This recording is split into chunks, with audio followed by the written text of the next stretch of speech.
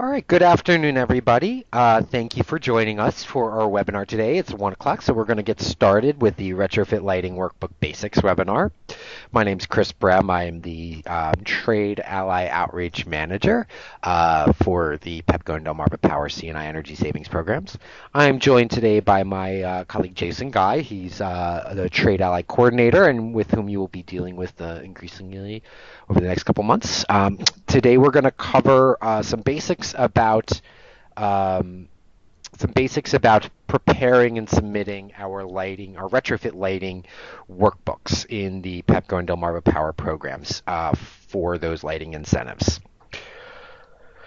So, if you can, please be sure to type in your name into the comment box in your company so that we can properly record attendance. If you have any questions as we move forward, you can also type them in. We will stop periodically at the end of each section to cover some of those questions. Otherwise, just follow along, and we'll be sure to try and answer as much as we can.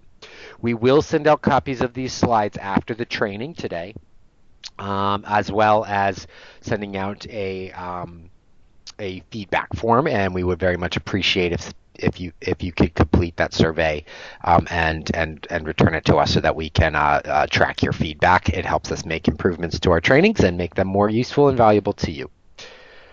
All right, so our agenda today, workbook navigation. So we're just going to break down the workbook, how it's structured, each of the tabs, where to look for information, how to enter in information in each of the cells, and address some of those types of items.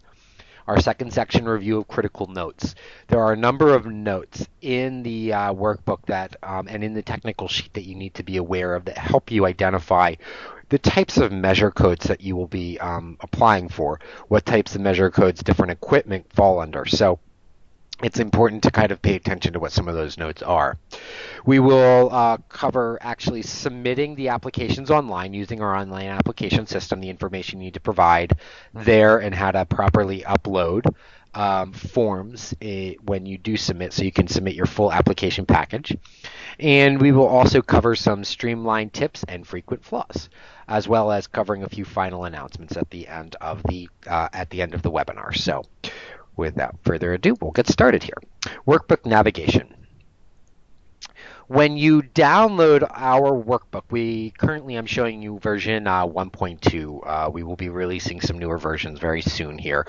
But when you download our workbook and you open it up, you will be led to this first page, the general requirements page. Now, don't worry about reading everything on the slide here.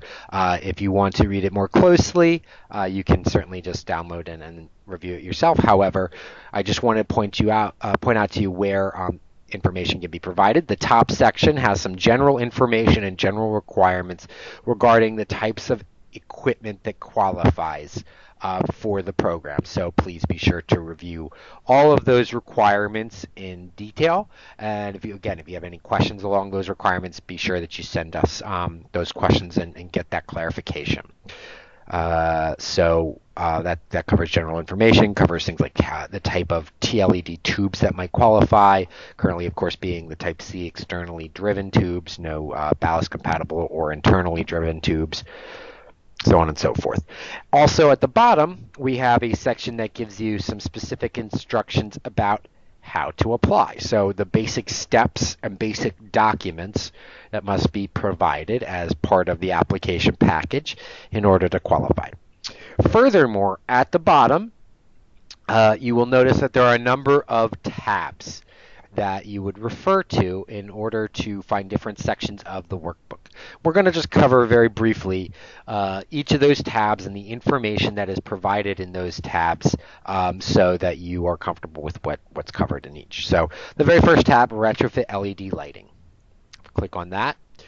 It takes us to this page, which is essentially a review of all the incentive levels, the incentive rates, the types of measure codes, their descriptions, associated notes. This essentially recreates the technical sheets that you can download online as well. So it's the same basic information regarding the incentives, but it's just for ease of access within the workbook itself.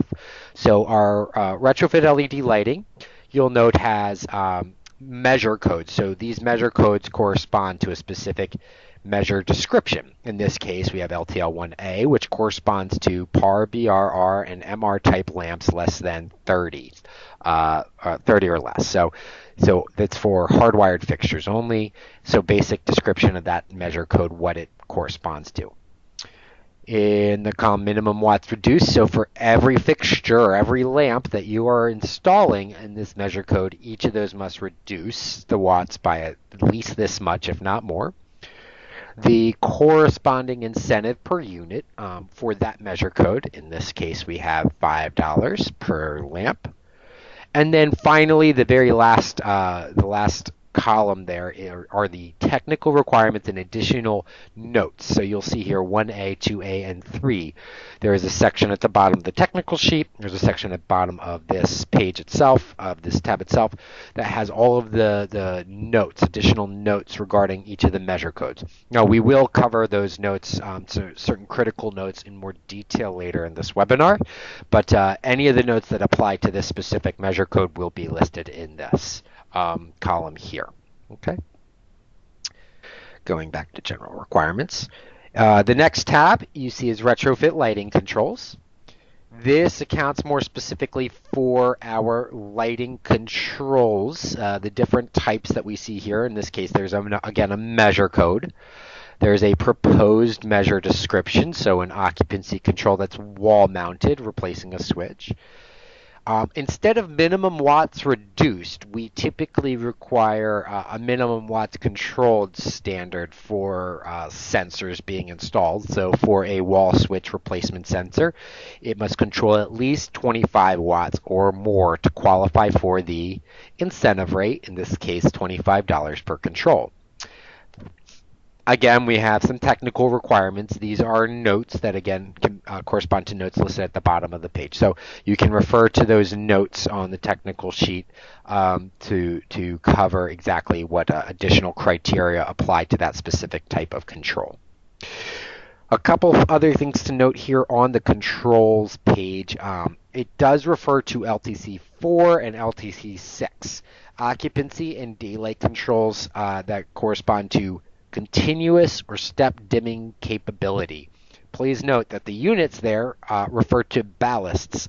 This was actually a measure code that was intended to apply to HID, metal halide, or even high pressure sodium fixtures that required a special ballast in order for them to be dimmed or to be controlled by occupancy or daylighting and dim.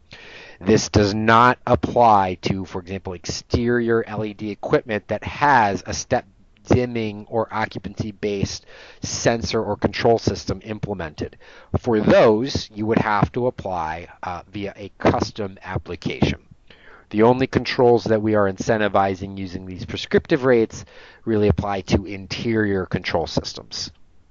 Furthermore, you notice LTC 8, LTC 9, and LTC 10, which covered centralized or what might be referred to as networked control systems moving forward, are incentivized on a per kilowatt hour saved basis, 28 cents per kilowatt hour.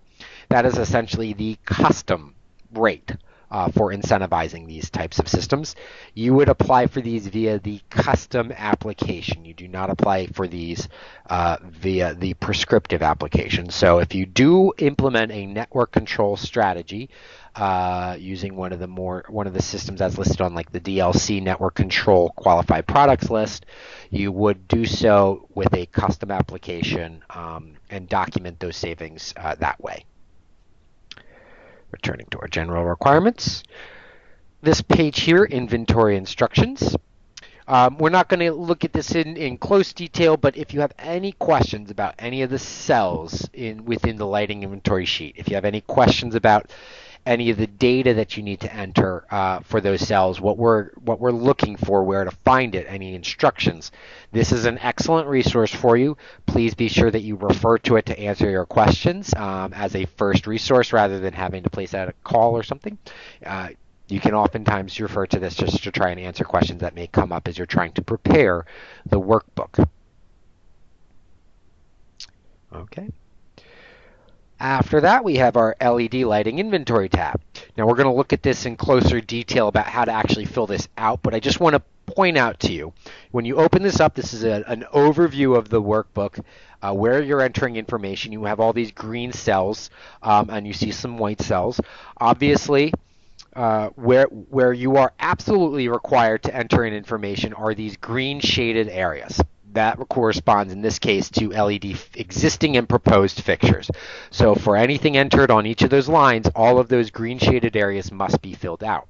If you're doing a fixture or a lamp and a control system, you must also fill out the orange shaded areas as they appear on the worksheet. So please be sure that when you're filling this out, you have information entered where required for each of those areas, okay? And then there are some circumstances that might populate or request something to be filled out additionally. Again, if something turns green, it requires you to fill it out. So please be sure that you are properly entering in information. If information is missing, it will typically result in a flaw somewhere along the worksheet, and your incentive will not properly populate. All right. Likewise, we have a lighting controls only tab. Again, you see each of these green spaces required to be filled out. This is where you would go to fill out only a control system. So maybe you have a project that you've already completed some LED lighting in a previous piece of it, but you want to implement a control system now that you're back there, or you're focusing only on controls for maybe a fluorescent. If you're just doing control systems, you can use the lighting controls only tab. You are not to enter controls twice. Do not enter a control system under the LED lighting inventory tab and then enter that same control system or option and sensor in the lighting controls only tab.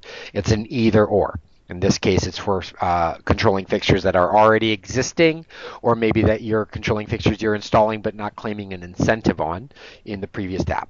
Lighting LED inventory tab is only for controls being installed along with new fixtures. So please be sure that you make that, that you differentiate that properly. All right. When we scroll over in our system, there are a couple more key tabs to pay attention to. First and foremost, we have our measure code summary table. This summary table is quite critical. This should be where you refer to find your total populated incentive. It also shows you by measure code, it summarizes by each measure code the number of qualified lamps or fixtures and the total incentive for that measure code. So here we see LTL 6G. And I look over, based off of what I had entered into my workbook, I have 10 fixtures qualified and an incentive of $900. This should correspond to your expected or anticipated incentive. If you have fewer fixtures than what you had entered into the workbook or a lower incentive for that measure code, that probably means that there's a flaw somewhere within your workbook. You have to go back, look through the lines, identify where those flaws are occurring, and make sure you address them. Okay, if you submit this and it's less than what you expect, we're going to evaluate this based off of what you submit. So if you're asking for $10,000 and in the measure code summary table it actually shows only $9,000, then we are assuming that the actual incentive you're asking for is that $9,000. So make sure you double check this measure code summary table as a last, as a last quality check to review your workbook prior to submission and make sure everything matches up and meets your own expectations.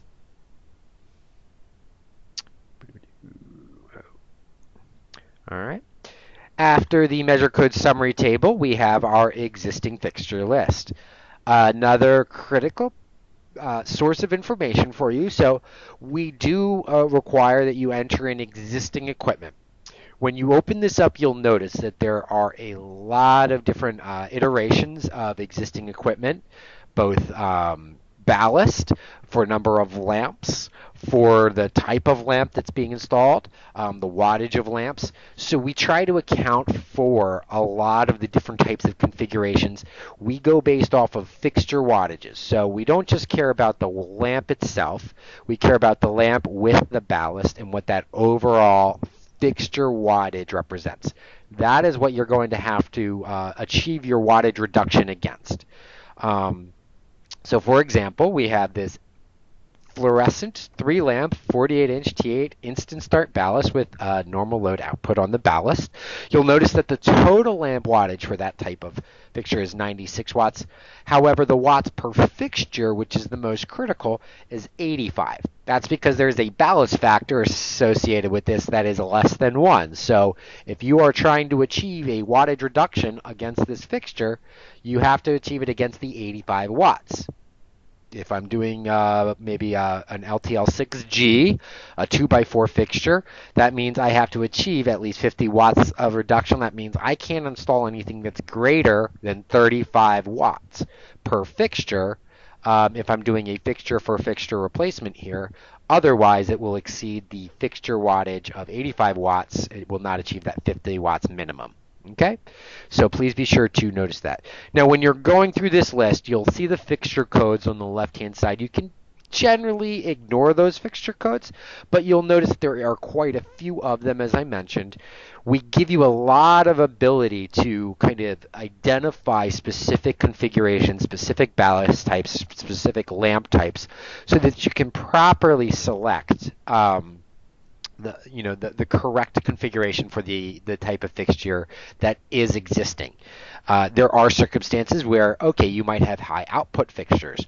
Well, make sure that you're double checking this list and that the configuration you're selecting is a high output. Otherwise, you might not represent the true fixture, watts per fixture. Same thing with the number of lamps. We might have 1, 2, 3, or 4 lamp configurations. There might be 6 lamp configurations.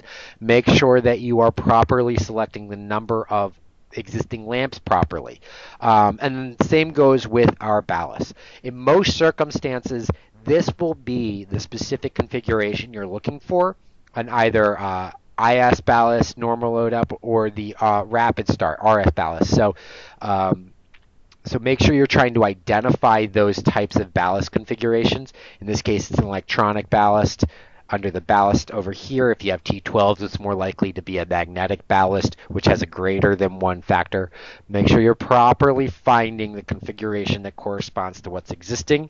In most circumstances, this is the description you're looking for, either 1, 2, 3, or 4 lamps with the IS ballast NLO. That's most cases what you will find existing. Okay. And let's see if I can find my, here we go.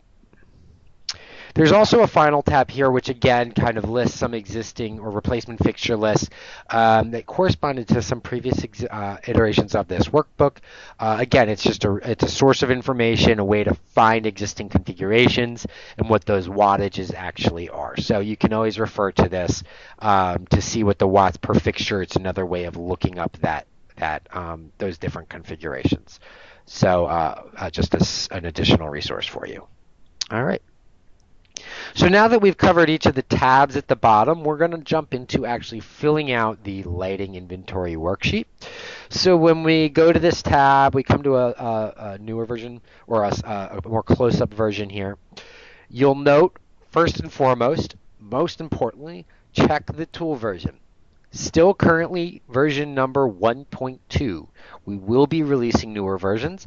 Please make sure that whatever it is you're using corresponds to the most recent version of the workbook. You will potentially, fill out this workbook, submit it, and we will have to tell you have to resubmit it on a more recent version. Okay, so make sure you're using the most recent version. What is the safest way of ensuring that you're using the most recent version? Download it from the website each and every time you begin filling it out. Do not just save it to a server, to your computer, and then use that existing. That is usually where we see those types of issues being made, because somebody will have that on their computer. They won't realize that a newer version has been released, and they will continue to submit that until the point when we say we can't accept this any longer. So download from the website, safe way of ensuring you're using the most recent version.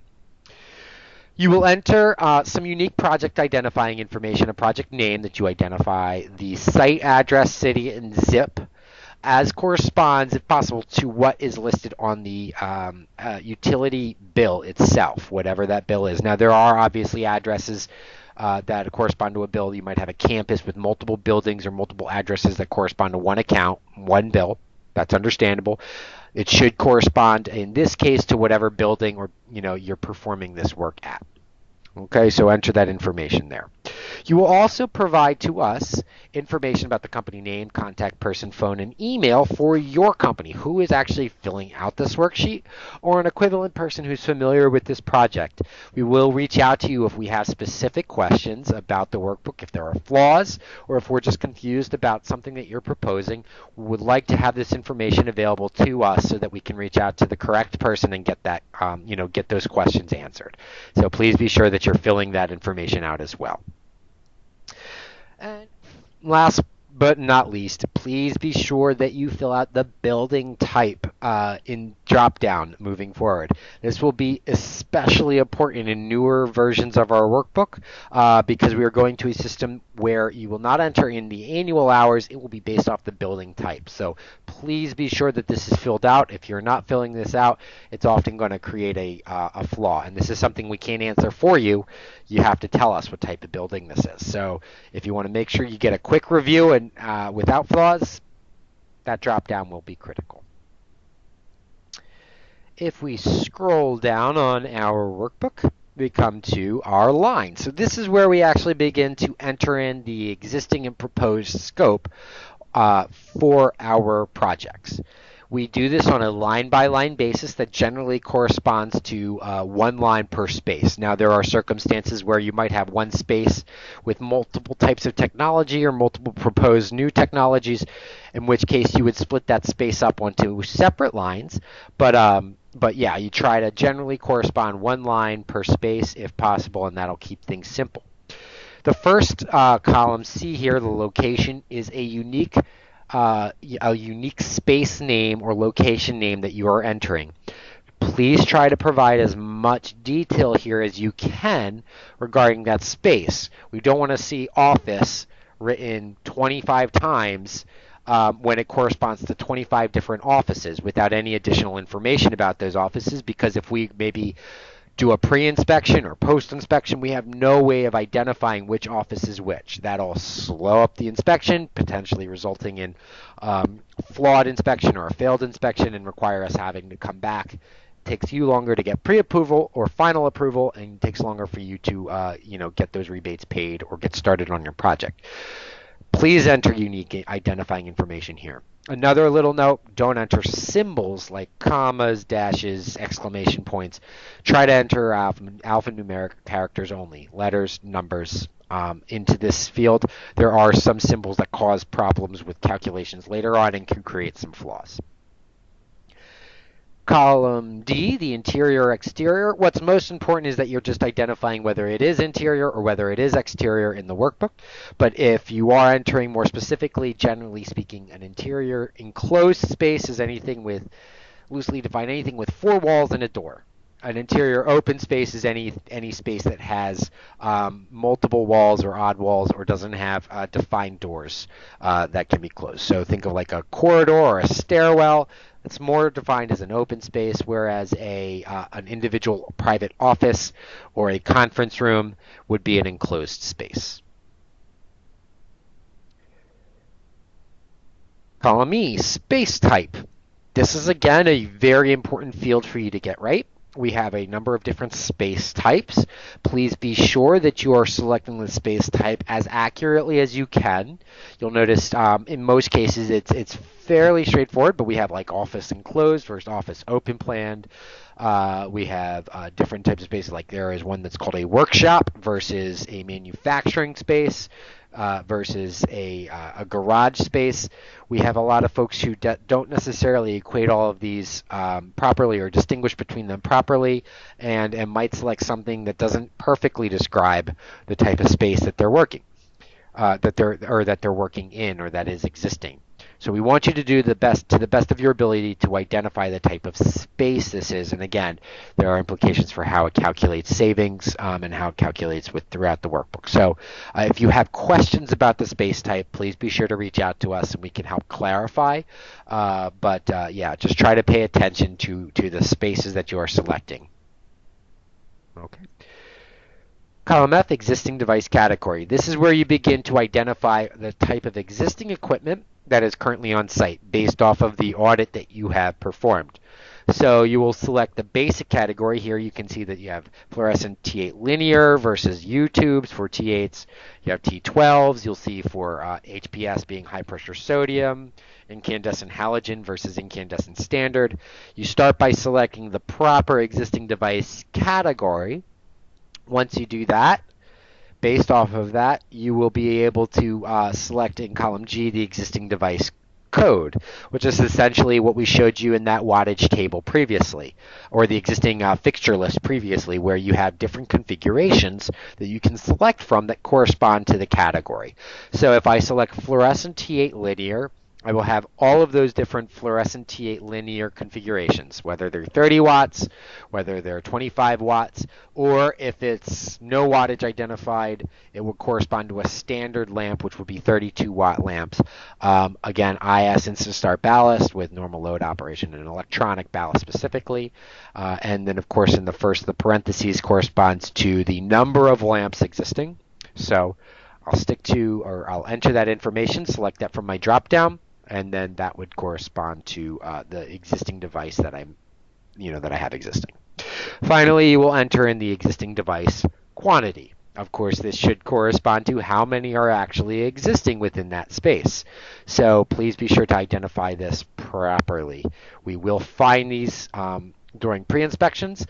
That is often the thing that we run into as a serious flaw or a serious mistake, is just quantities do not match up. So make sure you have all that information when you begin putting this in and that you're properly defining that. And again, it's also critical when you're identifying your spaces that you do that properly as well, because if I say office 1, but office 1 is actually 2 offices and a restroom maybe, and I say 10 fixtures, well, if our inspectors go out and they look at office 1 and they only see 5 fixtures in there because the other 5 are in the second office and a restroom, they're going to be confused and they might flaw that application. So make sure that it actually does correspond on that space.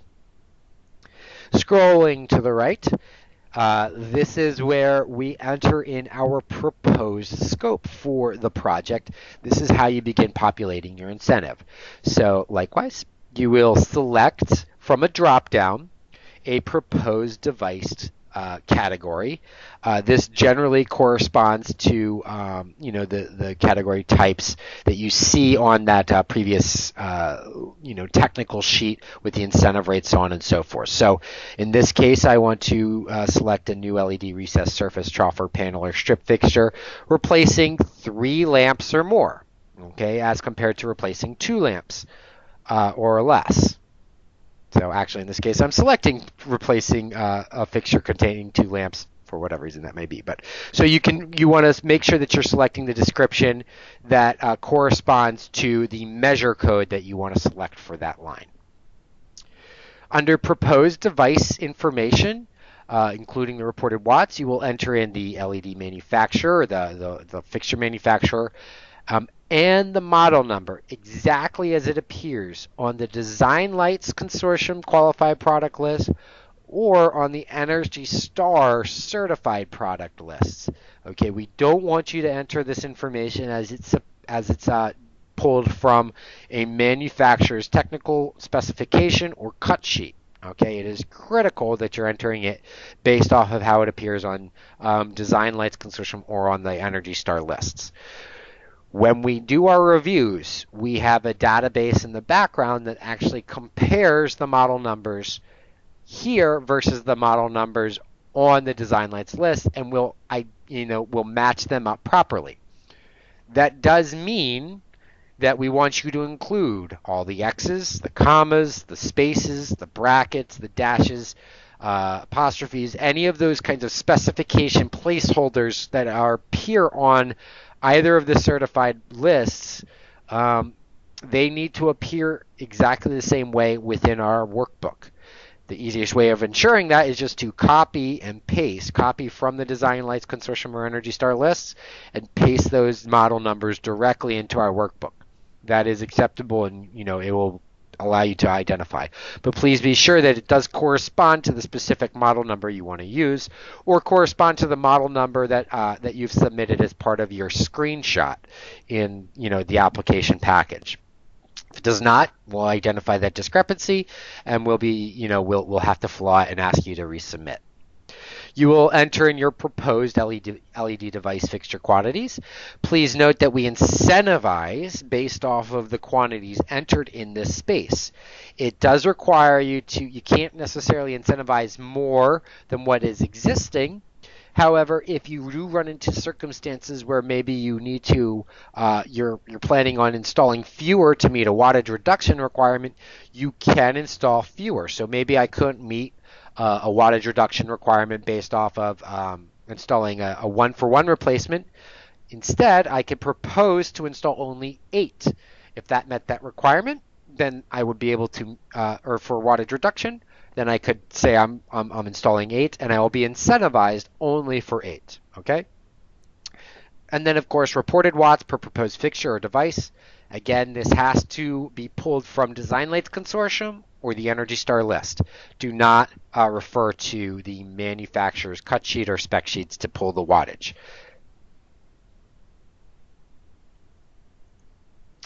All right.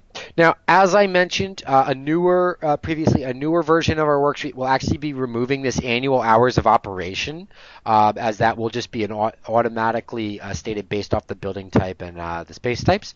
But once that's entered, you'll see that all of our information starts to populate. We get some immediate feedback in these automatically calculated cells that appear behind, our entered cells. So you will have the existing watts per fixture. You'll be able to verify that.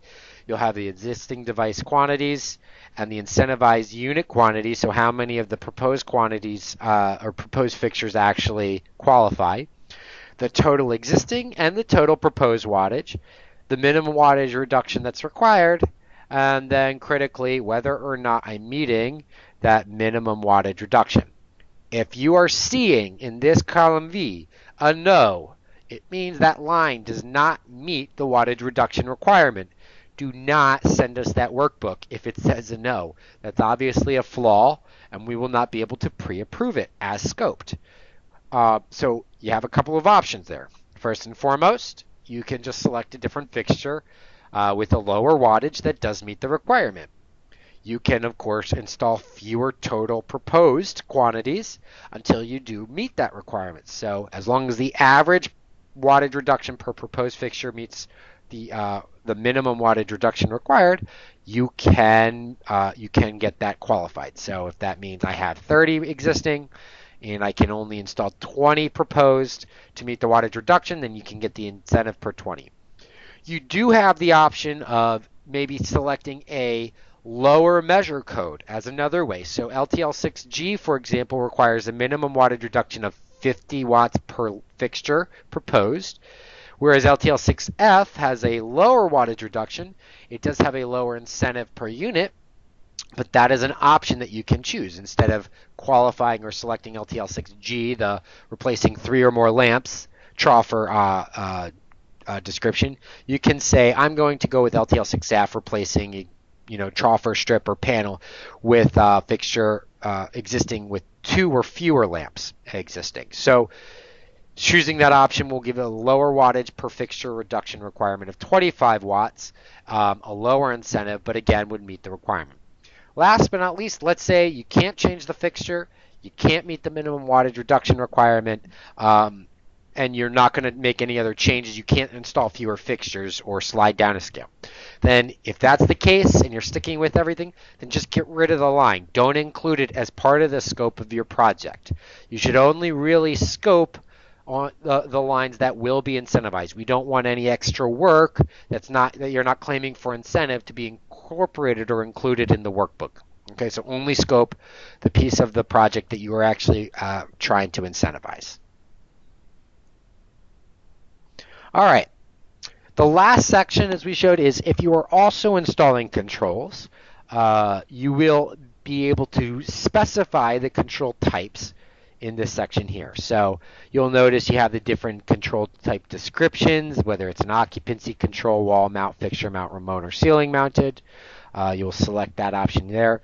The measure code will populate corresponding to the description. So here I'm using a remote or ceiling mounted option.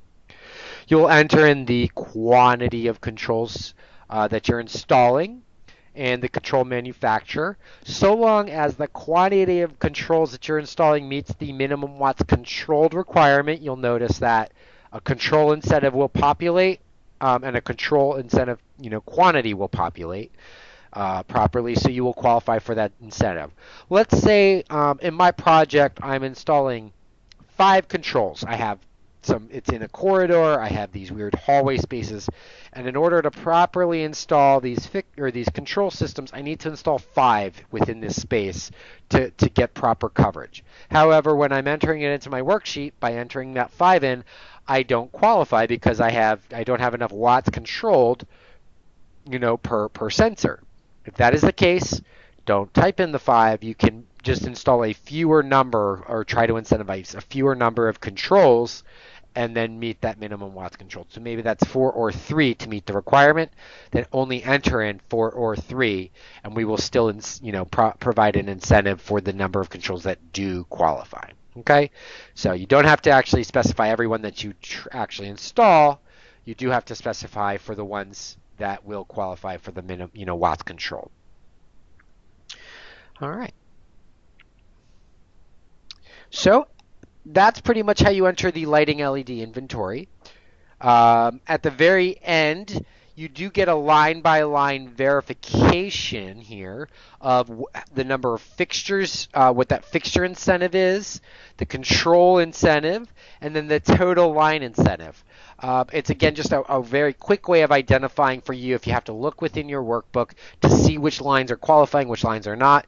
You can look there to see whether or not an incentive is populating. If you're getting zeros in any of those spaces, then either your fixture and or your control is not meeting one of the requirements. There's a flaw somewhere there. You have to address that flaw in order for the incentive to populate for you to get an incentive in the first place. So again, if you're seeing issues there, it means there's a flaw that you must address. Be sure that you address those before you send us your workbook. It'll make sure that we can have a very quick review and we can turn around and get you, pre-approval faster. We're going to click on the Lighting Controls Only tab here. So if you do have a circumstance, and we've had a couple of these types of projects submitted, but a circumstance where maybe you are incentivizing LED fixtures you're installing that don't actually meet a requirement, but you want to get the controls incentivized, or maybe there's already LEDs, or there's just an existing fixture that you want to install controls for, that's not a problem. You will enter in this information the same way. You do have project name and building type to fill out. That is, again, critical. But give us, again, the unique location name. Identify, in this case, the measure code that corresponds to the type of sensor that you're installing. Give us the quantity of controls, so again, the number of sensors you're actually installing. You will select an existing or a controlled device category, same as in the previous tab. There's a category that corresponds here. Based off of what you enter there, you will have specific configurations populating in the existing device code column. Select the code that corresponds to the existing fixture. Give us the quantity of fixtures controlled and the annual operating hours, again, which will likely be removed in upcoming versions of the workbook. But once you do all of that, watts per device, and it'll tell you how many here in this last column, how many of your sensors that you specified qualify for the incentive. If you're getting zeros, that means that something doesn't control enough watts. You have to reduce the quantity that you're there, or make sure that you're actually specifying the proper number.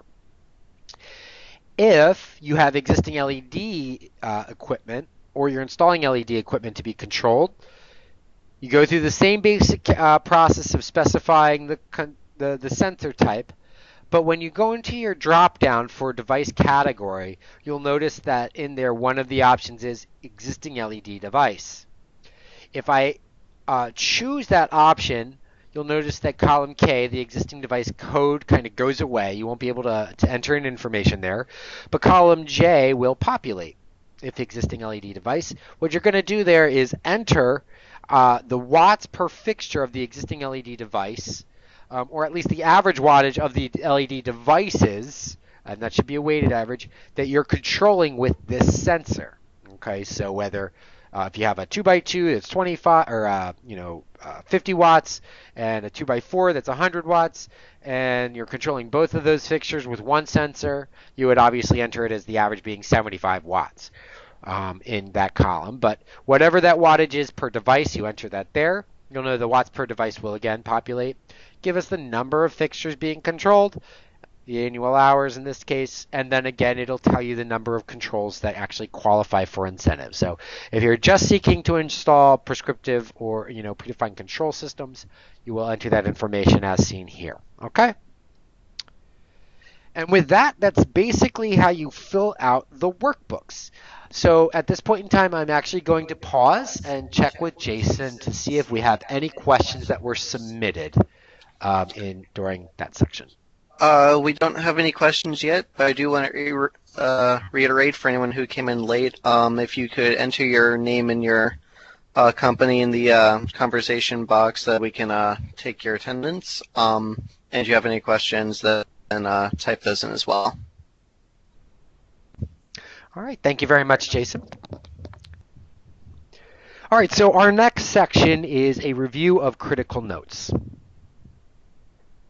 So as I mentioned, there are notes. There are some notes that correspond to technical requirements that correspond to each of the measure codes on the technical sheet.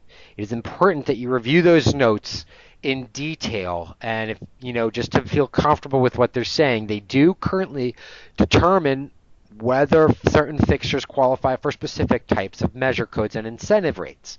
But we're going to briefly go over some critical things to account for here. First and foremost, there are general provisions regarding those notes that kind of identify what the differences between drivers and ballasts. That does correspond to the Type A versus Type C TLED tubes that you can install as a retrofit measure. Ballast, of course, is the equipment that corresponds to a fluorescent fluorescent technology. There are ballast-compatible TLEDs. They do not currently qualify for incentive. And if they're using a ballast, it'll tell you exactly how we define that. Versus the LED driver, external driver, in this case, that must be installed with those TLEDs to qualify for the incentive. So you can utilize that to distinguish there. There are some additional notes about what we consider lamps. The lamp measure codes, LTL1A, 1B, and LTL24A, 24B, and the types of configurations there, whether it's a screw-in or pin-based, the hardwired configurations for linear lamps or ULEDs for the TLEDs, or if it's an HID replacement. Okay, so maybe like an acorn type of lamp. So there's some notes there. Make sure you review each of those definitions for lamps. Finally, there's a definition for fixtures. Notice here that critical for fixtures is we consider new fixtures to be a chassis or a housing. All right, so new fixtures have to incorporate a new housing, a new chassis, with an open wire runway from end to end. Okay, or without obstructions from the lamp socket to the knockout exit. So we are always looking at fixtures based off of, or new fixtures based off of whether the existing chassis is being replaced with a new chassis. The existing housing, luminaire, is being replaced with a new luminaire. If you're making use of existing luminaires, you are likely not in the new fixture category. A couple of critical notes. So we have certain sections, subsections. There's a 1, subsection 2, 3, 5, 6, so on and so forth. So in each of these sections, there's they kind of cover basic themes or basic topics. Subsection 1 largely covers the certifications for existing equipment. So we have Design Lights Consortium or Energy Star listing requirements for any kind of equipment that's going through the prescriptive track. If it doesn't meet those requirements, if it's not listed, you can't just say it's custom. If it's supposed to be, if it's a category that's on Design Lights Consortium, DLC, or on Energy Star, then it must be covered or must be listed on those lists for it to qualify for the incentive. It will also cover some basic information that corresponds to being listed. The warranties, in most cases, the 5-year warranty. In some cases, for Energy Star, they have lower warranty levels, like up to 25,000 hours, but do have the minimum warranties associated with specific types of measure codes. And then also existing equipment designations. What qualifies as existing equipment? What qualifies as existing configurations? Those types of eligibility factors and criteria. Subsection 2 is a very important section. It generally addresses what we consider fixture versus retrofit configurations and different allowances for types of fixtures or types of retrofits, determining whether they can go in one category or one measure code versus another. The critical notes to pay attention to, first and foremost, for interior fixtures, 2D, which generally reads as seen here. What I have highlighted in bold or in red and bold are what you want to pay attention to. An LED strip or integral LED module utilizes an external driver or an external driver plug-in connection integrated into a complete new fixture assembly. Alternatively, it's a pin-based linear tube, but also will correspond with a new fixture housing, okay? So in either of those circumstances, that is where we're looking to determine whether or not it will qualify as a fixture. If it doesn't meet that criteria, it will probably be retrofit or lamp. Okay, so a lot of your retrofit configurations within an existing housing or that utilizes a built-in driver that works in an existing housing because it's not permanently integrated into a new fixture assembly will not qualify. Exterior fixtures, 2C, nothing of note here too critically, but again, just to reiterate, has either an external driver or a permanently integrated LED plug-in module within the existing fixture, okay? So there must be a replaceable option for a lot of those exterior fixtures. Most of them are configured such that they have a compart or a modular driver that can be replaced as part of the exterior fixture. And then for retrofit kits 2B, you'll note that there are some similar notes here, but it does also address how we treat trackhead or plug-based lamp and driver units. So if it's a retrofit that utilizes, for example, an existing trackhead or existing can, it is not considered a fixture replacement. It is considered a retrofit. All right. So, or if it's a retrofit kit, it must be implemented within a self-contained HID track head. So you have to be very careful how we distinguish that from fixtures. Furthermore, they typically have an external driver or they have an integral unit that goes within an existing insert. So it's built into the insert that goes inside of an existing fixture housing. Okay, so permanently integrated there. It also does not cover here in any cases really the TLED requirements, whether it's Type C, Type B, or Type A. All right, so this is specifically for retrofit kits. Subsection 5 provides additional clarification on characteristics of fixtures versus characteristics of retrofit assemblies. 5B, which addresses those fixtures, remember it has to have either the LED assembly and housing with a hardwired connection to the main power supply or directly to the external driver. You'll note again, critical note here, an external driver. In many cases where you have internally driven equipment, think for example an LED 6-inch trim that screws into a socket and has a built-in driver. It's not a new fixture. It utilizes existing housing. It has a screw-in socket, and it has an internally driven, an internal driver there or an integral driver as part of the unit. That cannot qualify as a full fixture replacement. It's not hardwired to an external driver. It's not an assembly that has its own housing.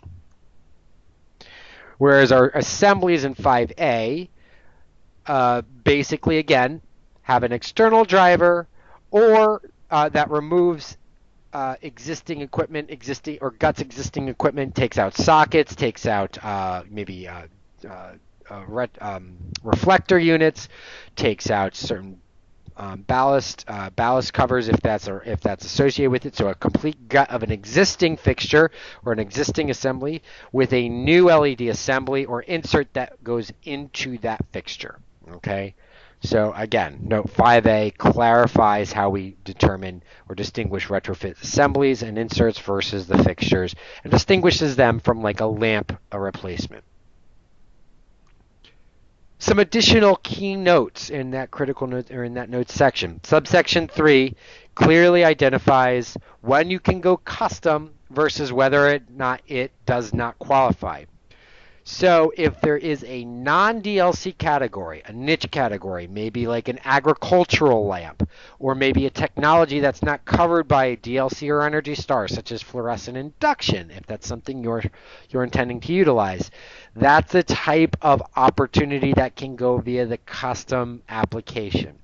If it is something that has an existing primary use designation or category on DLC or Energy Star, and your model does not appear there, you can't just say, oh, I'm going to go custom in that avenue. It has to either be DLC listed if it's a category covered there, or if it's not covered by DLC or Energy Star, it can go custom. There are a few critical exceptions here. T-LEDs we generally allow you to apply for, like for example, the U-lamp options can generally qualify with an equivalent as a 4-lamp option. So we do actually make that exception for a U-lamp T-LED retrofit lamp. There's a couple of other special exceptions there, but in most circumstances, if it's not on DLC, it cannot qualify. Subsection 6 has some critical notes for you to review that affect exterior and high bay or low bay applications, specifically if it's ceiling or pendant heights. So it's usually 12 feet or above. It must be at least 12 feet or above at a mounting height for it to qualify for certain types of incentives. Also, designations for parking lot or gas station equipment versus other types of exterior equipment. It must say it both on either Energy Star DLC or on the cut sheet for it to actually qualify. So if you're using something in a gas station canopy, a fuel pump canopy, but the fixture cut sheet or on DLC it's not called a gas station or fuel pump fixture, we're not going to give you credit for that. It'll go through a different measure code. So there are some designations there that help qualify that for you to pay attention to. Note 7 refers explicitly to strip plug-based modules. So LED strip plug-based modules, those are those plug-in whip type of units that you can install with maybe a bracket that can be installed outside of a fixture or within an existing fixture and can be very versatile. They are allowed. They are generally considered a retrofit option. So you will look for a retrofit measure code to qualify those.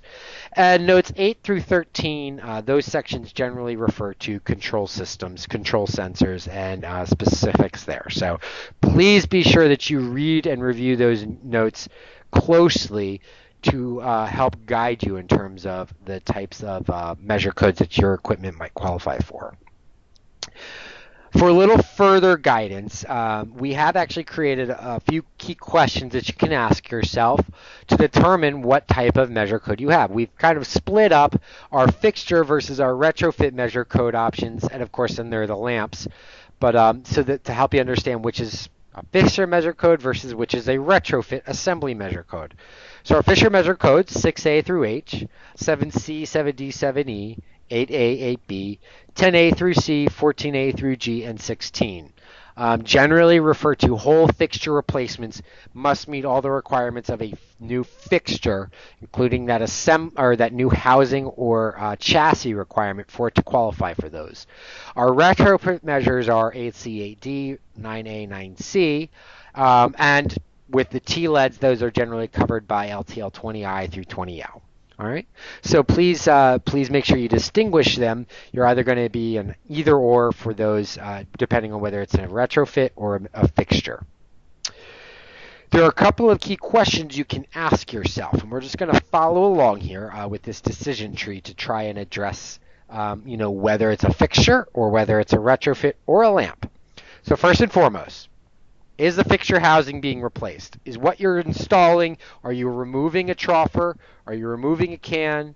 Can what you install electrically, by code, can it exist in the place of the existing fixture housing independently and be wired properly to a J-box and be mounted properly within that existing without making use of any existing frame or housing? If yes, generally speaking, that is a fixture level a fixture level measure code.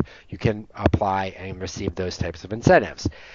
If you're making use of any of the existing housing, any of the existing frame, any of the existing infrastructure to mount an LED assembly or module, then the answer no, which goes to our next question. Does the equipment that you're installing have an external driver? If yes, then it will definitely be a retrofit level measure code and incentive. So you'll look at one of those retrofit level measures based off of what you're replacing and what you're proposing to install. However, if it's a no, maybe there's an integral driver with your kit, you have to ask another piece of information, another question. If you're installing it, does it use the existing sockets in any way, either a screw-in socket, a pin socket, or any other type of socket that delivers power and mounts the unit? If yes, then you are technically installing a lamp measure code. So that'll go 1A, 1B, 24A, or 24B. For example, an Acorn lamp might have an integral lamp. It might be called a retrofit somewhere on DLC, a retrofit fixture or retrofit assembly. However, you can't install them without making use of the existing mobile socket, in which case it is viewed as a lamp in our program. However, if your equipment can be installed by removing the existing sockets, gutting that fixture, and then it mounts independently using its own frame or bracket within an existing housing, then we'll just ask basically, is the model listed on DLC as a retrofit luminaire and is not a T-leg kit? If yes, then you can go back to those retrofit level measure codes and incentives. If it's not in that kind of category on DLC, if it's not, if it's not covered by that group of those questions, then I would say your fixture does not qualify in our program. It doesn't have a category, it doesn't have a use for the prescriptive measures, and so you'd have to find an alternative avenue for it to try and qualify, or find a different unit that would. All right, so that's basically our review of those critical notes. I'm going to pause once more to see if we have any questions after asking all of or going through that. Yeah, we did. We had some technical difficulties, but before then, someone was asking, is there a location in the workbook that shows the total kilowatt hours saved? Currently, in our version of the workbook, we do not actually show the kilowatt hours saved. That is not part of the listed amount. However, it's you can see the wattage reduction achieved, and if you know the operating hours of a given space or building, you can just calculate that on a line-by-line basis to determine what those savings would be. And that was the only question. All right, thank you, Jason. So we'll keep plodding along here. Our next section, submitting online applications. So we have been doing this for a couple months now, but there are some key differences between the system that you use for like the small business programs, the Energy Project Manager, and the system through Sightline for the existing buildings program now. So we just want to kind of cover a few keys to submitting those applications using that Sightline portal for existing buildings, so that you don't run into some problems down the line and you can get things submitted without any real headaches or hiccups. All right, first and foremost, navigating for all this information.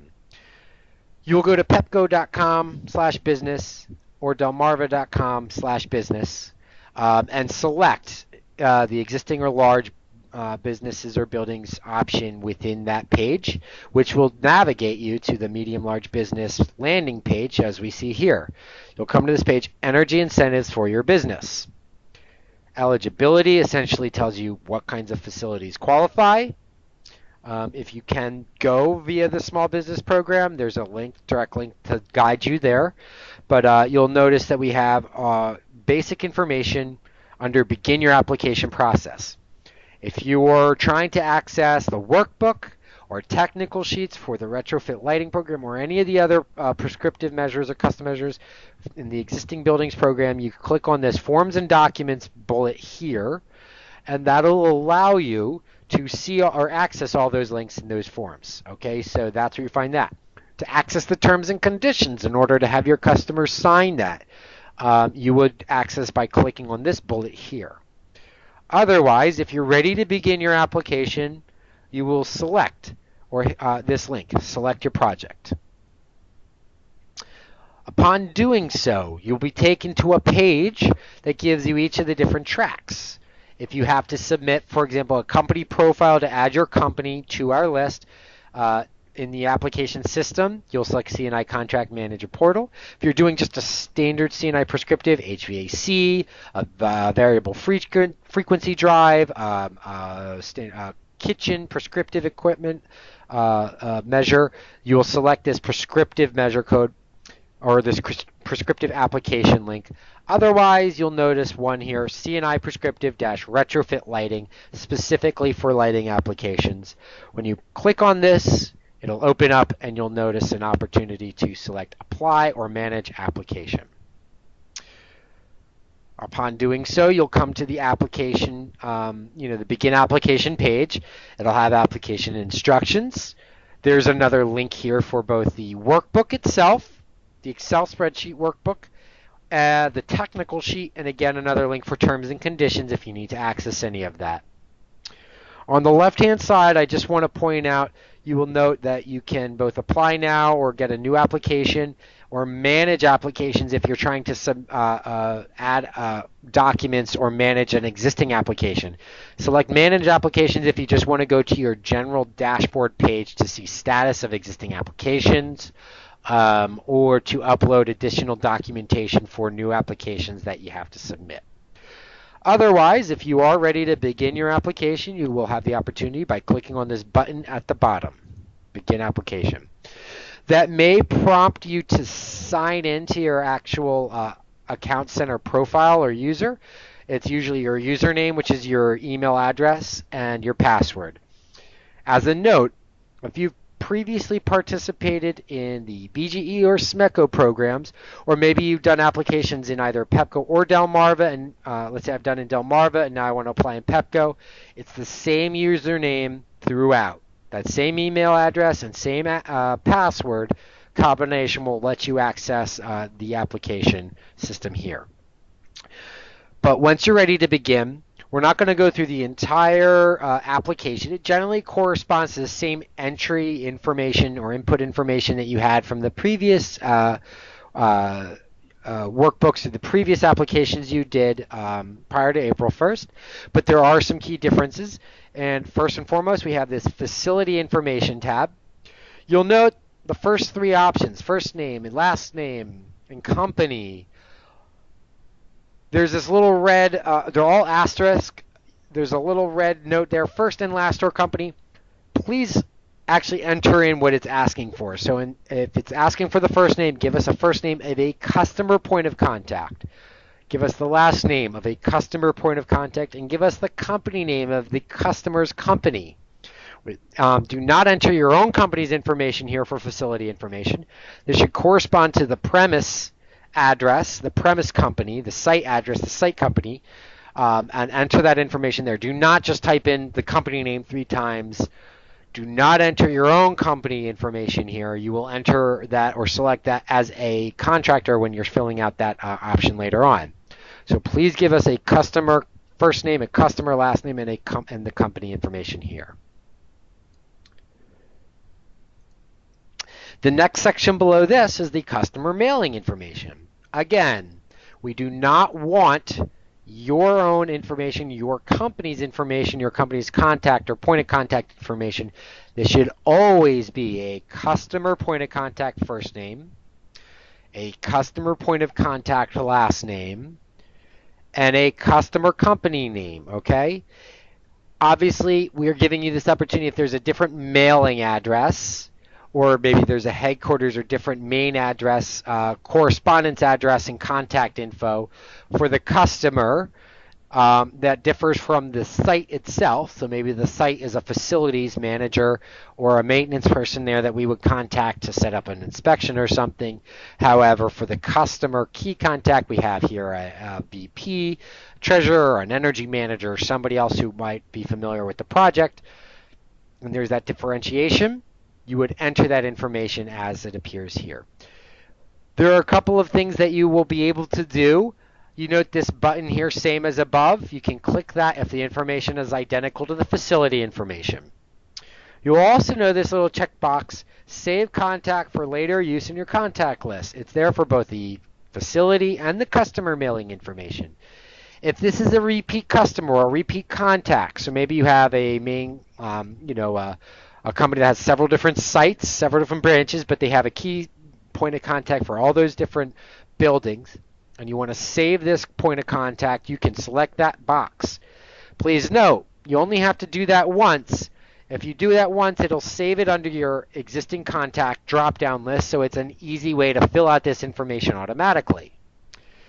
If you do this multiple times, every time you select this box, it will continue to save that information even if you're entering a repeat or identical information each time. So if it's a person you're entering in and you want to save them, you only have to select that once for them to be saved into your drop-down. You don't have to enter that every single time. Okay, so just be careful with that. Otherwise, you will clog up your drop-down list with the same person over and over and over again. When you are ready to select your own company's information, you do that under this contractor button. Even if your company is not necessarily a contractor, you might be a distributor, an engineering firm, a consulting firm. Generally speaking, we refer to you as the contractor. You will click on this button, click here to search for a contractor, which will populate this or open up this box. You'll see a couple of different ways of trying to identify. Obviously, you can just scroll through page by page to find somebody. It's listed alphabetically. But the easiest way is to just go into the company field, enter in like the first few letters of the company. I would not actually even recommend entering the full name of the company. Enter in one letter or number or the first few letters of the company and hit search over here, and it will narrow it down to find that company. If you enter the full name, if there's any difference or any discrepancy there, maybe there's an incorporated with a period and you don't enter the period or something, you might not be able to identify the company or they might not appear properly. So you don't have to enter it exactly, just try to search with a few letters. When you identify the company, your company, when you're ready to select your company, you will select this little paper and magnifying glass. That's how you actually populate the company to appear, your company to appear as a contractor. All right? There will be additional information that you have to fill out to complete the online application. It'll ask for data submission, expected completion date, ask for some information about if there are additional projects you're looking at, the building type, the company type, whether you're tracking with Lead, AP, or Energy Star Portfolio Manager. Fill out that information as you're able to. If it's an asterisk field, you have to fill it out. Provide us that information. If it's not, you can leave it blank, such as like the electrician or the installer fields. Not a required field to fill out. If you're getting a permit and we need that information, yes, please indicate that. You do have to tell us in a separate field who the payee is. You'll enter that information by providing us that contact point. But once you've entered in all that information, you'll hit a button to continue. That actually submits your online application. That is just the first part of the application. That's essentially registering it. You have not fully submitted your application at that point. Upon submitting your application, the online piece, you'll be taken to your main application dashboard page, which should appear something like this. You will have these quick actions up top here where you can look at all your applications. You can manage your contacts, your account. You can see some basic information under the analytics. You can see your applications by status over on this side. But for every new application, you will see this green box here appear, in which case you say you have one new task. Now, this was from my previous webinar on the 17th, but I had an application submitted, and you will see that'll essentially correspond to the application or applications you've just submitted. When you hover over that link, you'll be able to select it, which should take you directly to the tasks that need to be completed in order for you to upload information or upload paperwork and submit the full application package, right? You still have to give us the worksheet, the cut sheets, the screenshots, the time terms and conditions, so on and so forth. When you select on that, it'll take you to this page here. First and foremost, you're going to see this button, send us a message. You can utilize that button to send us key information about a project. Do not use that to actually communicate with us directly. If you have something that you need immediate feedback on or you need a response to, send those types of inquiries through the business box, either Pepco business at ICF.com or Delmarva business at ICF.com, or directly to me or one of the other Trade Ally team members, and we will get you a response quickly, okay? That way, it's a more direct. If you use the send us a message button, that's more to take notes or to alert us of key information, such as, oh, this is one application but for multiple buildings under one account on a campus. So maybe you have 3 different buildings and your one application covers all 3 buildings. That's a key note for us to pay attention to be aware of, and you can send us messages that way. If there's any other kinds of unique aspects about your project, or maybe there's key information for scheduling inspections. Hey, if you want to schedule inspection, you need to contact these people at least 2 weeks ahead of time and request to speak to this person specifically. Again, that is information that you can provide to us using that send us a message button. Do not use this send us a message button for something that you need feedback or a response to quickly. We will utilize this, but we will only start to review this once we are ready to actually review your application, which might be 5 to 10 business days later based off of our pipeline. Okay, so not going to be something you need feedback for. You will need the previous version when you were uploading documents, supporting documentation under the Energy Project Manager system previously. It allowed you to upload information iteratively, upload documents iteratively. So I could upload one document, and then upload another document, and then upload a third document, as many as I needed until I've satisfied all my cut sheets, I've satisfied all my screenshots. Our system works a little bit differently. Each of these buttons are a task that must be completed before you've met the requirements. You get one opportunity to upload a document. So if I'm going to upload my workbook, I do it once. I click this button, I upload my workbook, and upon uploading it and satisfying it, this task will then disappear, okay? It's meant to be like a checklist. Every time you satisfy that task, it disappears. Some of these, you say, well, if I have many cut sheets, how might I get that done? How can I upload multiple cut sheets if it disappears after uploading it once? Well, a couple ways of doing this.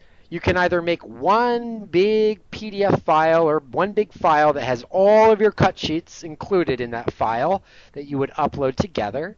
Or the simpler way is to upload a zipped file. So for example, I have 3 cut sheets with 3 different model types. I would highlight all 3. Right-click on them, go down to the Send To option, and then select Compressed Zipped Folder. It'll send them to a compressed zipped folder. You could rename that as needed, but when you're ready to upload, you go and upload that zipped folder, and that will have all of the files included in it. Okay, so that's usually the easiest and simplest way of uploading multiple documents all at the same time. So that's ideally how you would upload for cut sheets, and for these screenshots, that's how you can do it. Now, if you want, you can upload, put all your cut sheets and all your screenshots in one big zip folder and upload it once. That's fine. That would be, again, something where you say, I'm just going to do it once. Send us a message and say, I've uploaded all my cut sheets and all my screenshots in one zipped folder, and we'll make note of that. You will upload the signed terms and conditions signed by the customer, after the fact. So that's where you can upload that here. If there are any, maybe you did forget to supply a specific document, or maybe you have photos. You're trying to document or provide photos of 12-foot mounting heights or something. That's something you can upload using this optional upload combined or supporting documents option here. That's the only task that does not need to be satisfied to submit, but it's an optional to satisfy something missing or provide additional supporting documentation.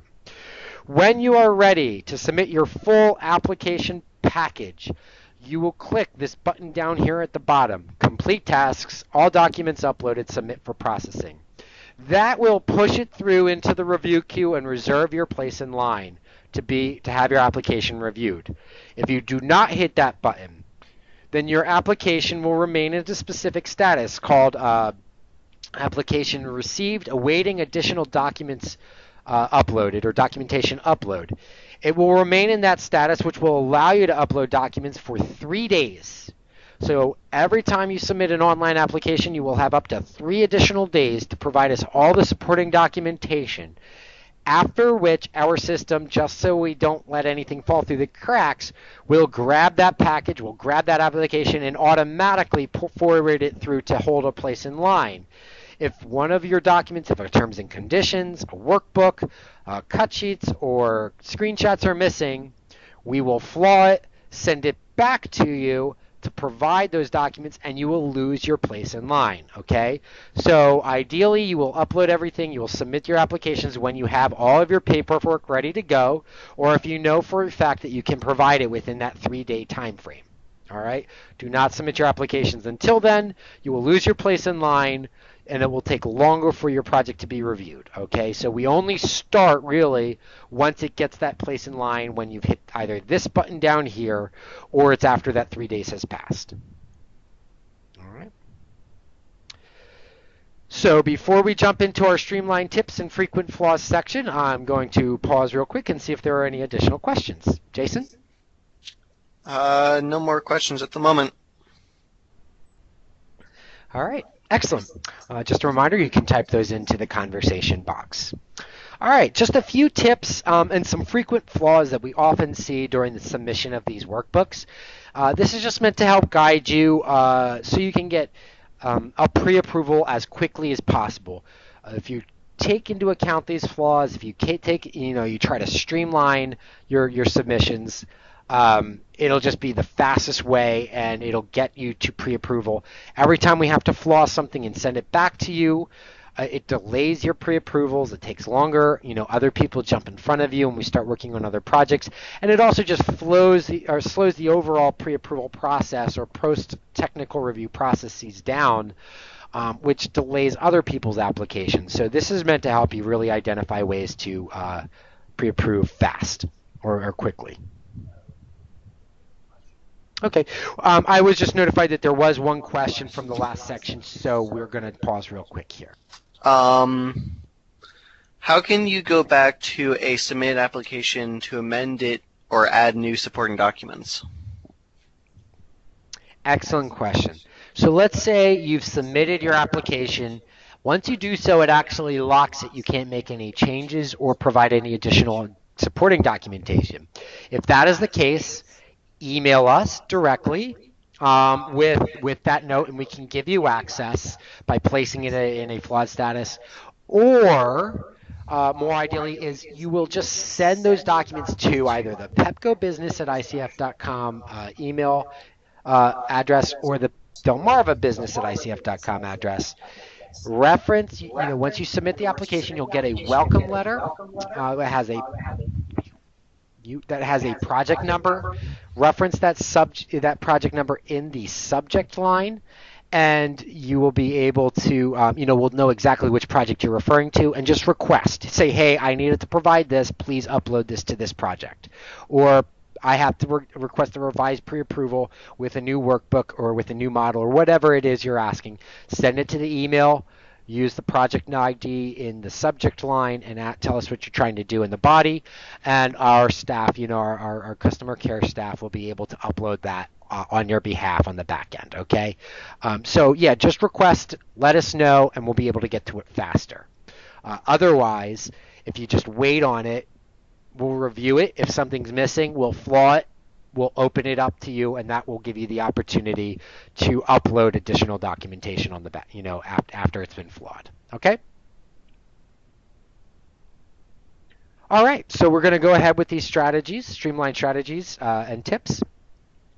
So first and foremost, as I mentioned previously, if you know something does not meet a wattage reduction requirement, and there are certain configurations, let's say you have a 2-lamp configuration or a 3-lamp configuration like T8s, and you're putting in a 40 or 50 watt panel, you're not going to hit 50 watts against that 85. However, you can meet a 25 watt reduction. Slide your measure code down. You won't hit your 50. However, going from 85 watts, meaning you have to reduce down to at least 60 watts or less, you can meet that requirement. So rather than specifying the LTL6G opportunity, you would specify the LTL6F. You won't get $90 per fixture, you'll only get $60, but you still will receive your incentive for doing so, and it'll be a very quick way of addressing those types of flaws. If you send it to us and you're not meeting the wattage reduction requirement, we're not going to pre-approve it. So just try to identify that up front, and that way you will streamline your application approval process. A couple of other streamlined strategies. As I mentioned before, always download the worksheet off the website. Avoid saved templates from your computer or server. That way you will always be using the most recent version of the worksheet or the workbook, and you will never submit something that we will turn around and have you resubmit on a newer version. Especially if you're doing large scopes. It will be awful. Say, oh, I have 800 lines worth of project scope, submit it, and us have to say, hey, thank you, but you got to redo all of that on a newer version. That's time-consuming, wasteful, and we want to avoid that. Always check the measure code summary table to verify your incentives for proposed equipment. If it doesn't meet what you're looking for, or what your expectations are, then something's a problem. If something's a problem, you can go in and identify it yourself first, or try to identify it, address it before you submit it for a review. That way, when we do look at it during the desk review, the official desk review, everything's fixed, everything's good to go. We don't need to have revisions, revised pre-approval requests, or anything else like that. We'll be able to review it, stamp it, and issue that pre-approval offer. Provide fixture or delamping kit cut sheets. So if you're doing new fixtures, maybe a fixture housing with a new insert or assembly, or you're doing a retrofit kit that includes like a delamping or a recentering kit, please provide those cut sheets. We need those. We need to verify that it's going to those types of kits. That way we know, 3 lamps down to 2 lamps, we can verify that that's happening. Okay? And that includes for LED retrofits. Submit driver specification sheets for Type C TLEDs. This is something people frequently forget to do. If you do a Type C TLED with external driver, we need both the TLED cut sheet, and then if there is a cut sheet for the driver, we need that driver cut sheet. There are some that have the driver list specifications listed on the TLED cut sheet, but if they're separate, make sure you submit a cut sheet for both. All right? Ensure that your TLED is listed as Type C on the DLC list. There are some magic tubes or magic ones that can be either Type C or Type B. Well, if we open up DLC and we see it's listed as a Type B or Type A configuration even, that's ballast compatible, that's what we go with. We will not qualify it. It will not be eligible. All right, so make sure it's listed as Type C on the DLC list. As with cut sheets for delamping kits, for control control sensors and control systems, please provide us with a specification sheet for any non-integrated control, wall switch sensors, fixture-mounted sensors that aren't integrated into the equipment itself, ceiling or remote-mounted sensors. Please provide those cut sheets. If it is an integrated sensor into the fixture, please make sure you identify the fixture model number, in that case specification, that specifies the sensor being installed. So let's say, for example, you have a troffer that has a built-in sensor, and on DLC it's got a series of X's on the back end, and you enter that for your model number. For the control system, maybe those X's are satisfied by a 1, 2, 3, 4 that correspond to the sensor system being installed. Please make sure you point that out in the cut sheet, in the manufacturer's cut sheet, and you identify that in the workbook itself that specifies that sensor in the model number itself of the fixture. All right. A few frequent flaws: building type, space type, and symbols, as I mentioned. Properly select the building type and the space types, and do avoid those symbols in the location field. That will create errors or won't properly calculate things within our workbook. Incorrect measure codes are selected. Make sure that those measure codes correspond to the measure code you're seeking to select. So fixture measure code, troffer measure code, make sure that all lines up properly. Finally, supporting documentation. We often get things that don't have all the cut sheets and screenshots included, so you're missing that information. Or we're getting screenshots of DLC or Energy Star screenshots that don't match the model numbers in the workbook. So we see those types of discrepancies. Vice versa, our last number is like the final invoices and the workbook model numbers. There are discrepancies there as well. All of that has to match up properly, or especially on your itemized final invoices. And of course, incomplete final invoices. They're not signed, or they're just summarized. We need itemized final invoices that specify model numbers and quantities, okay? If you need more guidance on how to prepare that or do that, please reach out to us and we can give you that guidance. Last but not least, flaws associated with the DLC list. We have the exact fixture model number as it appears up at the top. We want all of that, brackets, dashes, spaces, commas included. You are using the reported data tab within DLC, and you are selecting the wattages listed on DLC. So in this case, 25.92 watts. That is the information you enter into your workbook. Same goes for the Energy Star list. All right, so one last chance. Are there any questions? Jason? It doesn't look like we have any other questions, though if you guys have any questions, you can definitely email Chris or myself. I guess I'll take the opportunity to introduce myself as well. I'm the new service provider coordinator. I'll be answering a lot of questions, working with a lot of the trade allies for both Pepco, Delmarva, as well as BG and Smecco. Excellent. Thank you, Jason. We do appreciate the introduction. So yeah, as he mentioned, if you have any questions, feel free to just email us and we can get you answers on the back end.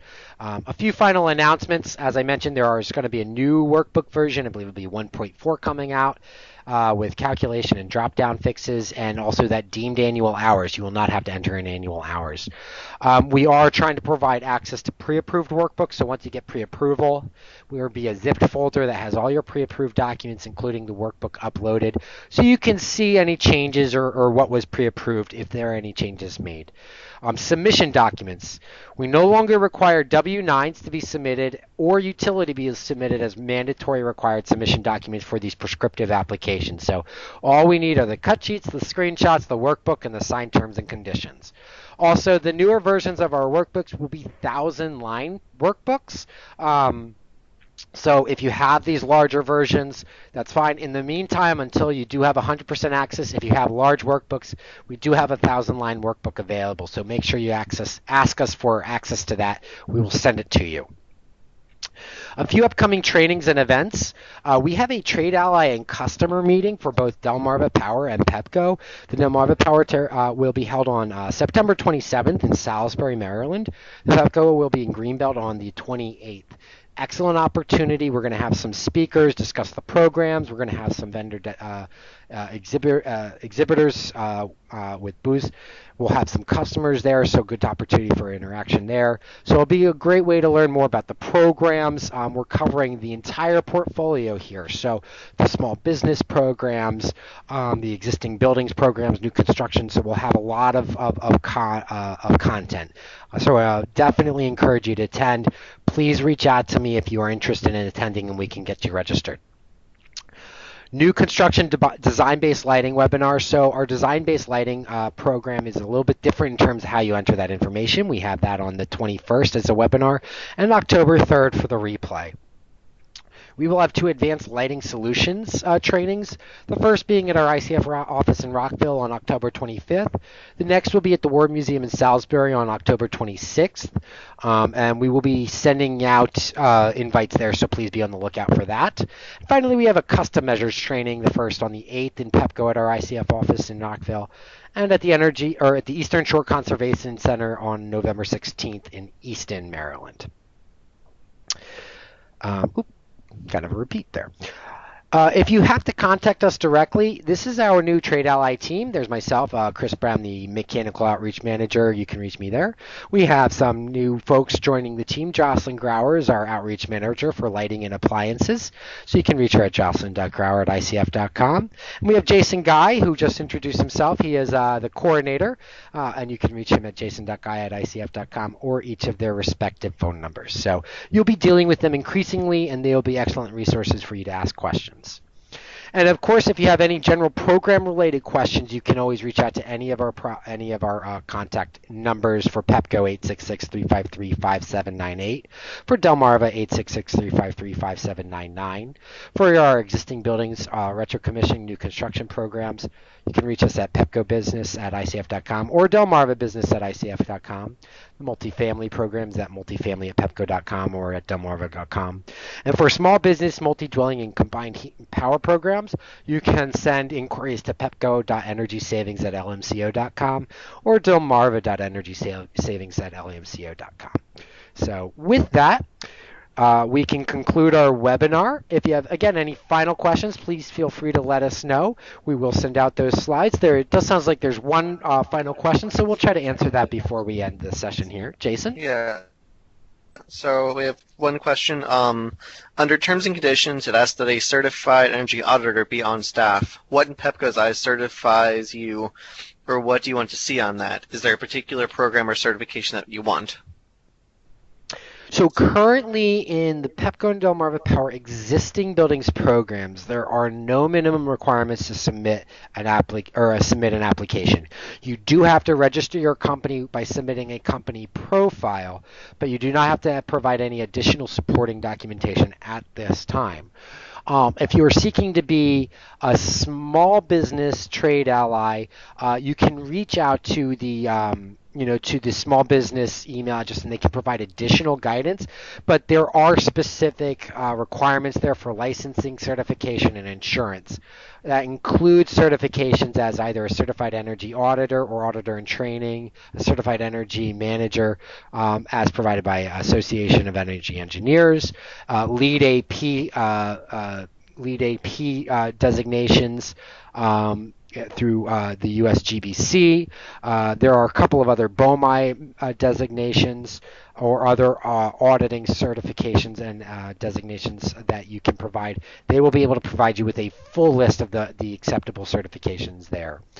For the existing buildings program, if you want to be on our listed Trade Ally directory on the website, there are additional licensing and insurance requirements. However, that certified energy auditor certification is not one of those minimum or mandatory requirements to do so. So if you're just doing existing buildings, it's not a requirement. There is a retro commissioning agent certification you must provide for that program. And as I mentioned, yeah, small business does require it. We can definitely put you in touch to get you to have you apply for that program. So please let us know, and we'll definitely direct you in the right direction. Any other final questions? It doesn't look like we have any other questions. Okay, excellent. Excellent. Well, again, thank you. A little bit over time here, but thank you again for joining us. That concludes the webinar. We will send out the slides, but otherwise, have an excellent day.